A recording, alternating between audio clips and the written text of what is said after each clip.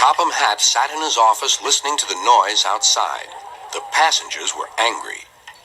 The station master came in. "There's trouble in the shed, sir. Henry is sulking. There's no train, and the passengers are saying this is a bad railway." "Indeed," said Sir Topham Hatt. "We cannot allow that." He found Gordon, James, and Henry looking very cross. "Come along, Henry. It's time your train was ready." "Henry's not going," said Gordon. "We won't shunt like little tank engines. That was Thomas's job. We're important tender engines. You fetch our coaches and we will pull them. Tender engines don't shunt."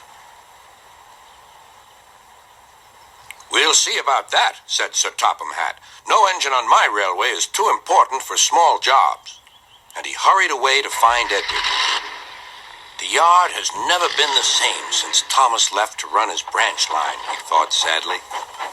Edward was shunting. "Leave those freight cars, please, Edward," said Sir Topham Hatt. "I want you to push coaches for me in the yard."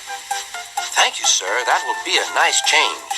"That's a good engine. Off you go, then."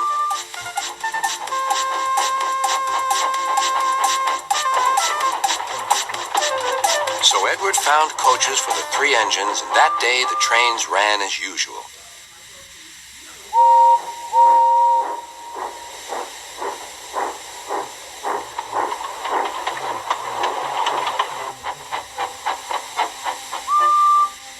But next morning, Edward looked unhappy.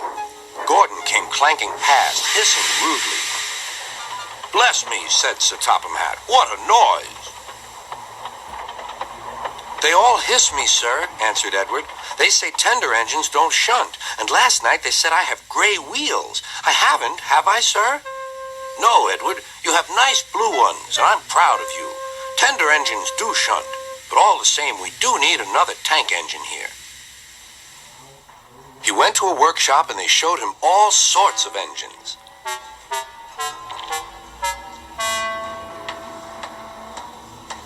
At last he saw a smart little green engine with 4 wheels. "That's the one," he thought.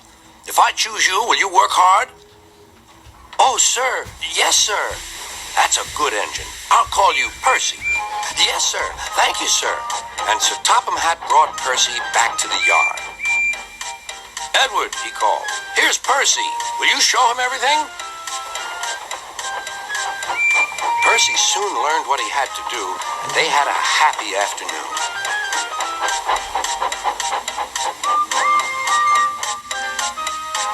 Then Henry came by, hissing as usual. "Wheesh!" went Percy. Henry jumped and ran back to the shed. "How beautifully you wheeshed him," laughed Edward. "I can't wheesh like that." "Oh," said Percy, "that's nothing. You should hear them in the workshop. You have to wheesh loudly to make yourself heard." Next morning, Thomas arrived. "Sir Topham Hatt sent for me. I expect he wants help," he said to Edward. "Shh, shh, here he comes," replied Edward. "Well done, Thomas. You've been quick.